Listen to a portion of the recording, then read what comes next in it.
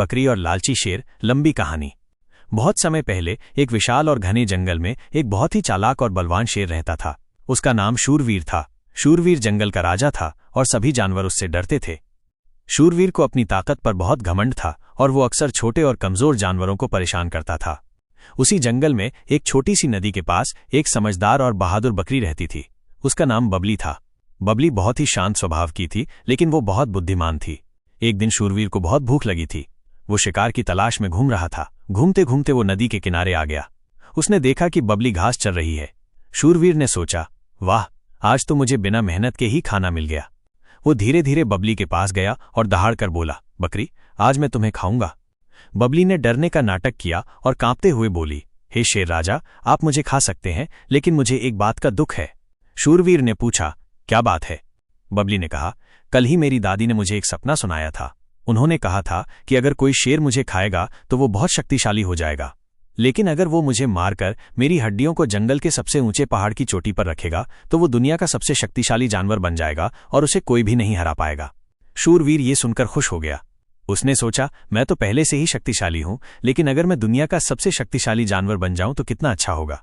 शूरवीर ने कहा, ठीक है, मैं तुम्हें खाऊंगा, लेकिन फिर तुम्हारी हड्डियों को पहाड़ की चोटी पर रखूंगा। बबली ने कहा, ठीक है, आप मुझे खा सकते हैं, लेकिन इससे पहले मैं अपनी आखिरी इच्छा पूरी करना चाहती हूं।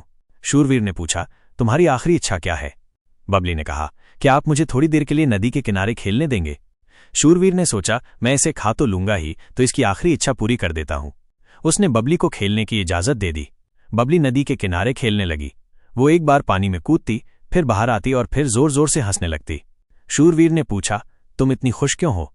बबली ने कहा, आप मेरी आखिरी इच्छा पूरी कर रहे हैं, इसलिए मैं बहुत खुश हूं, और ये भी तो है कि आप दुनिया के सबसे शक्तिशाली जानवर बनने जा रहे हैं।